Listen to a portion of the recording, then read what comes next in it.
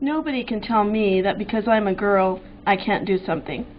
I'm a can-do person. I've always held my own.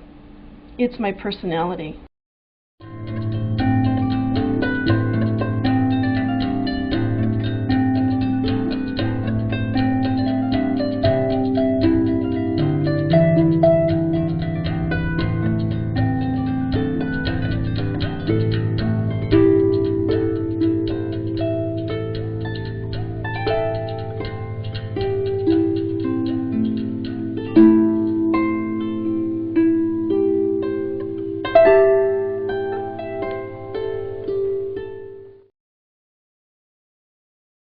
My pony Scooter.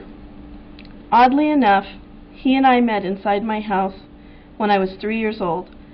I was very ill, and my father was very creative. When I was 4 years old, Scooter began gently carrying me around the barrels at our local rodeos. Dad always led Scooter into the arena to send us on our way. I felt like such a big girl. When I was 6, Dad bought a pink pony cart for Scooter. I learned to drive my friend up and down our street. Dad even let me take the reins as we moved through the crowds at the St. John's Parade. I felt so proud and capable.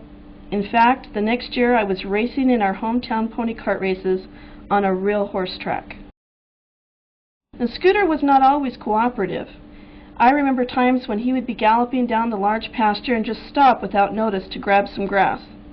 I would literally slide off his neck, landing in the grass.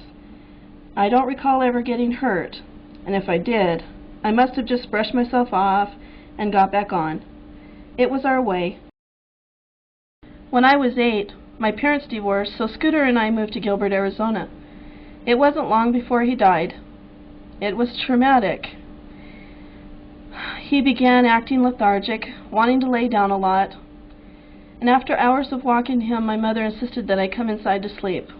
Well, I was the first one out the following morning, only to find my pal motionless and very stiff. I felt guilty and angry. Guilty that he died alone, and angry at my mom for calling me inside. Before Scooter died, I had already been advancing to the big horses. Dad would put me on his racehorse Joker to cool him off after a competition. He was a very tall, dark horse with a lot of spirit and energy, and in my mind, there wasn't anything I couldn't do. It was my sister's horse, Polly, that carried me through most of the adventures. For instance, during the summers, my friend Frankie Udall and I would ride our horses bareback out near a large pond.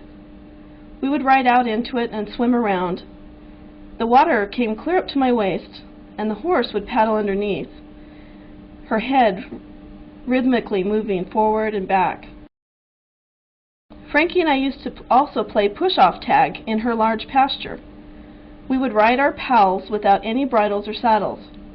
We guided them with the insides of our legs. The goal was to either run away from the one who was it, or to chase down the other trying to push them off their horse. I'm completely amazed that I ever participated in doing this.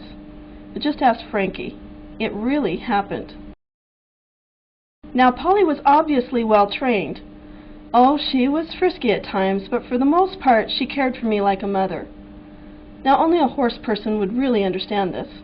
She nurtured me, kept me out of harm's way, nudged me often, and communicated pure love through her soft brown eyes.